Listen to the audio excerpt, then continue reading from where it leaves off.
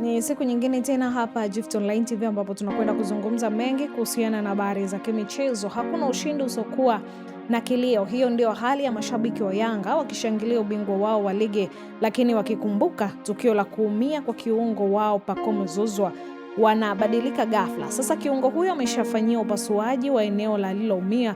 Akizungumza na Gift Online TV, meneja wa habari wa Yanga Alkamwe alisema Pacome baada ya kufikishwa hospitali ya Aga Khan jana alitakiwa kufanyiwa upasuaji wa haraka kutokana na ushauri wa madaktari. Kamwe alisema Pacome alifanyiwa upasuaji huo uliokamilika saa 8 usiku ukifanyika kwa mafanikio, ambapo sasa atakuwa nje kwa wiki 6. Pacome baada ya kuumia juzi alipelekwa moja kwa moja hospitali Aga Khan kwa sababu ya jeraha lake kuwa baya, kama ambavyo mliona akapewa moja kwa moja chumba cha dharura.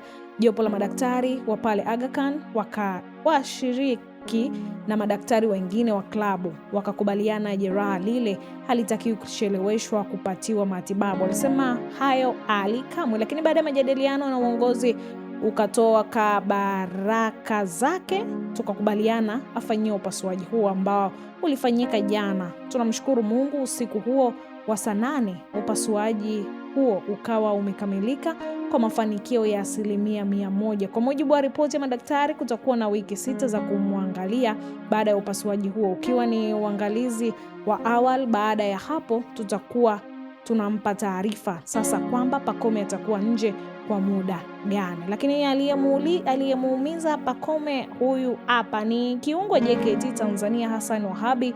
Alimtembelea Pacome hospitalini na kwenda kumjulia hali baada ya tukio hilo la dakika 45 kwenye mchezo huo ambao juzi Yanga ilishinda mabao 3-0.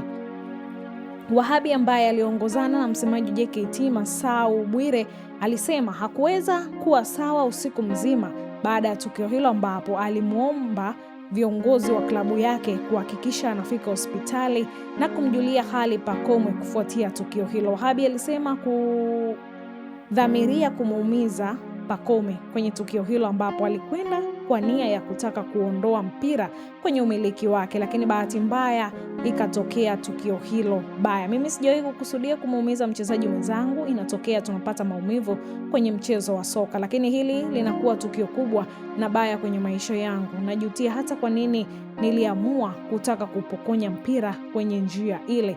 Nikikumbuka naumia moyoni. Hayo ni maneno ya kwake Wahabi, lakini aliomba viongozi wanipeleke kwake nikamuone na nimuombe radhi. Nitamwombea sana apone haraka. Nitafurahi na moyo wangu utakuwa wenye amani nikimuona anarudi kuendelea na kazi yake. Namuomba radhi pamoja na viongozi wa klabu yake, mashabiki na watu wote waliohusika kwenye lile tukio. Hii ni Gift Online TV. Endelea kusubscribe, kushare, like pamoja na kucomment ili uzidi kupata taarifa mbali zaidi.